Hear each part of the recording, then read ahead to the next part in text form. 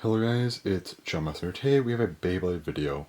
This is Reimagining Beyblade Burst Part 14, Original Creations, the final part of the series after over a year. Okay. So for this video, I'm going to be going over my own unique bays I personally conceptualized. Again, as per usual, I don't have the talents nor resources to actually commission or again make these bays physically or even like draw them out. So again, we'll explain to the best of my ability using some bays that I have here as references. So anyway,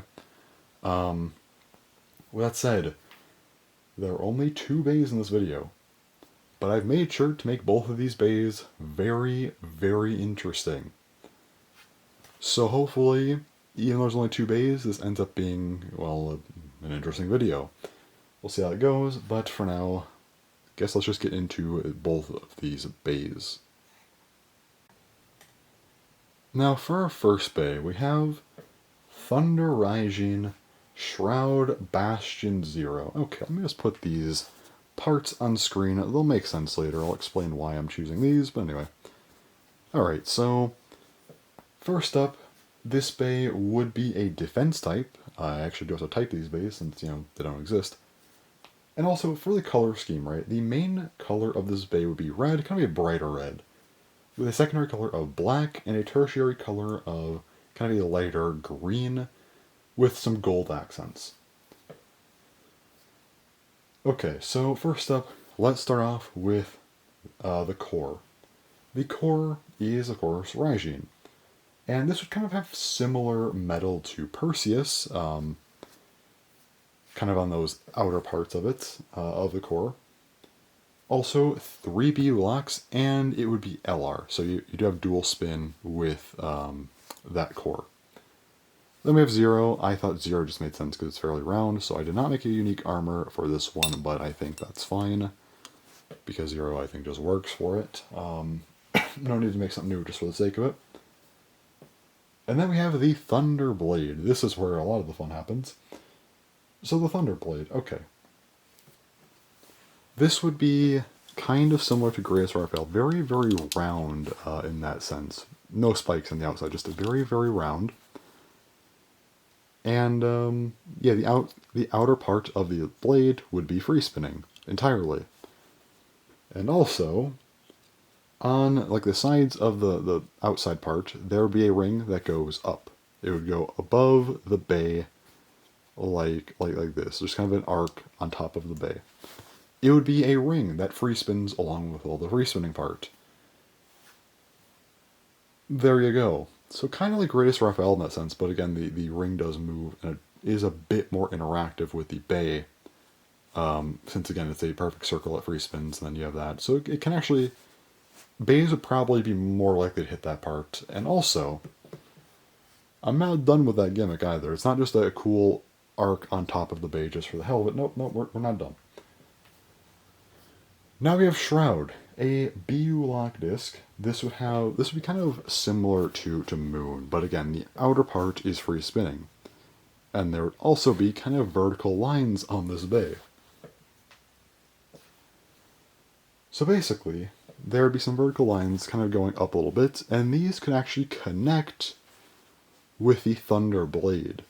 And they'd also go down close to the driver as well. So you have, again, a free spinning part. If this disc is just used on its own, you just have like these weird free spinning lines kind of going slightly up and pretty far down. But it can connect with Thunder to make the circle even bigger. But I'm not done, because now we have the driver, Bastion. So Bastion, it's kind of it'd be a free spinning ball, kind of similar in size, kind of between Orbit and Atomic, kind of like an in-between of those two, right? Also, you'd have a free spinning piece around it, very similar to what Guard has here, but again, well, free spinning. And on said free spinning piece, there would be very, very short lines, kind of just going out a little bit, just very, just slight. And those could be connected with the Shroud disc. And with that, you would have basically an entire vertical circle around this bay. Why? Why not? I always wanted to see a bay that has like a gyroscope-like design, and this could do it.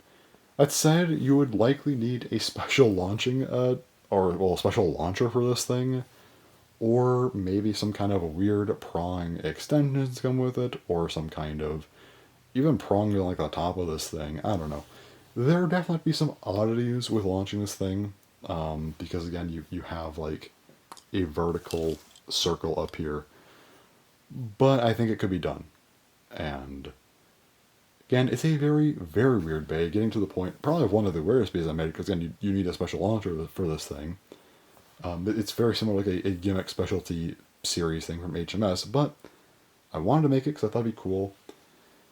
And that said, let's go into kind of the, well, counterpart motif, but it's a very different bay, but you can't have Raijin without, Fujin, of course. So let's get into our final bay for this entire series. And for our final bay, we have Breeze Fujin Float Propel Dash. Let me just put my references on screen here. We'll get to these later. First up, let me just hype this bay up a little bit. This bay effectively spins, in a third direction.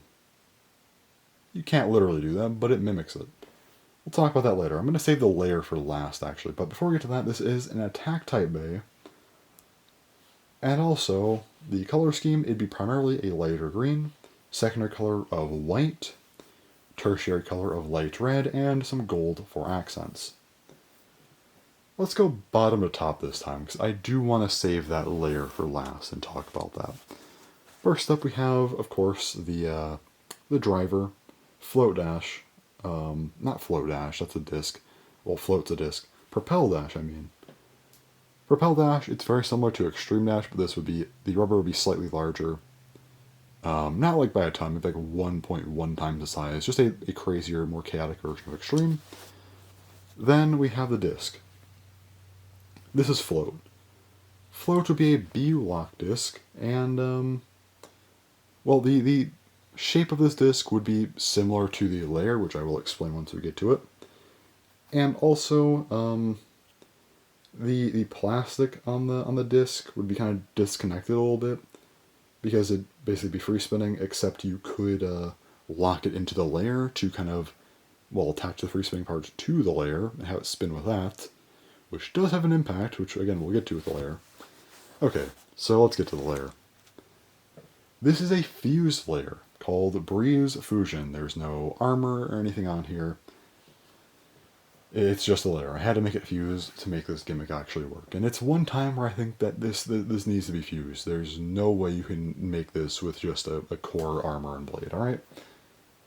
Okay, how do I explain this thing? So first up, Breeze Fujin, it would have 3 sets of B-blocks. You can still do that, so you would have those there. That's cool. And the shape itself would kind of be an oval, like Gatling kind of, where it's kind of oval. Probably a bit more oval than this, not like a Flash Sagittario type of oval, but still kind of oval. However, the ends of the oval would be kind of sharp, like Xiphoid Excalibur. So that's where these parts come from. It's kind of a mix of the two. Again, a bit more oval in this, with the 2 edges being like this. So there you go. That's where you get that from. This bay's also dual spin. I don't think I mentioned that, but yeah, this bay's dual spin as well. And okay, how do we explain this bay? So basically, there'd be some weird bearings and mechanisms inside this bay. We'll go with that. And the layer would kind of be divided in a sense. There'd be the top part, kind of the main part of the layer, and the kind of bottom part of the layer, the underneath. The contact points would be kind of split in half along this line. They have to be kind of even because of that, but yeah. The bottom half spins independently from the top half, effectively, which you might think isn't too crazy. Just a free spinning bottom half. I've done something like this before. And the layer, or not the layer, the disc can kind of connect to that to spin with it. Okay, that's not too crazy. However, the reason for this is because there would basically be, the reason for the bearings and mechanisms inside is that you could do something very, very specific with this thing. And also the top part of the layer would also kind of be able to, it'd also be a bit disconnected, but the top part can lock in to the bottom part, so they can kind of become one, and then these both are independent from kind of the inner part of the layer. Or you can have the top part fixed to be kind of its own thing, kind of, you know, being part of the layer properly. Or you could just have the top part be free spin if you want to, but that's kind of just there for the hell of it. You mainly are going to want to be fixed into the bottom part to have the entire thing just connected, or have it just fixed to make sense with the regular spin of the bay. It is an attack type as well, so, keep that in mind. Alright, so how do I want to explain this thing having a third spin direction? Okay. So, of course, the bay itself does spin either left or right. And if the top part is fixed, then that spins, well, left or right, normally. However, it's the bottom half that really does something different. The bearings and mechanisms inside would make the bottom half spin in the opposite direction. This would be a fairly thick layer as well to make sure this actually has an impact, but yeah. So this part would spin in an opposite direction. Now again, you can connect the top part of the layer. You could have the entire the entire outer part of the layer, the contact points, they would spin in an opposite direction to what the bay is actually spinning. It would be spinning, say right spin, it'd be in a right spin pattern. However, the contact points themselves would be moving left spin. They'd be, so again, you have the bay spinning one way with the contact points spinning the other. I will say the contact points themselves, if the mechanisms are done correctly, it would have an actual impact, but the impact would be not as strong as a normal bay, obviously, because you can only do so much. Think of like Hyperion Burn, for example, where there is a little bit of give, but they should still hit hard enough. That's why I want to make an oval shape with the edges to make it more of a blunt force thing, so they should actually have more of an impact theoretically. So that said, you could do that. However, what you can do that goes even crazier is that you can, again, connect the top parts to the base layer, and then the bottom part spins the opposite direction. At this point, you have blades that are spinning two different parts of the layer would be spinning opposite directions. You could have one point of the layer above the other, and they would hit almost like you basically get hits from both sides in that sense. It'd be like this. So a bay, here would get hit by both spin directions at the same time, in a sense, thus kind of mimicking spinning both directions at the same time. With how bays are made, you can't spin more than one direction. You don't have a third spin direction, obviously. You could say like bay wheels or whatever, but you're still technically spinning clockwise or counterclockwise.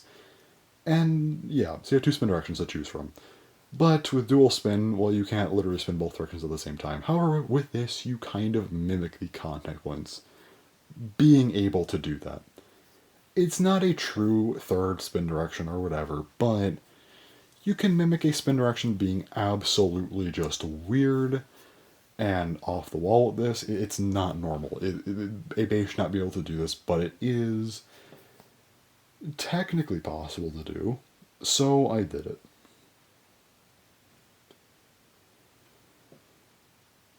So yeah, again, the bottom part of the layer spins the opposite direction. The top part can be free spin if you want, or again locked to basically to where they're both spinning opposite of each other, or again just the whole outside spinning opposite to the entire bay. And again, it's an attack type with a blunt force shape that would hopefully make the bottom part actually hit decently hard. And you can have mechanisms that kind of push the bottom part along as well. So it should work fine. But it would be a very, very awkward layer setup. But yeah, it could be done. So there you go. That's my final bay of the series, and my answer to how to make a third spin direction. It is very weird. It would require a ton of effort to actually make something like this, but again, I want to make this final bay very special and very cool. It can be done, so, well, unfortunately I can't model it or anything myself or commission it. I still want to conceptualize it because I just thought it was such a cool idea.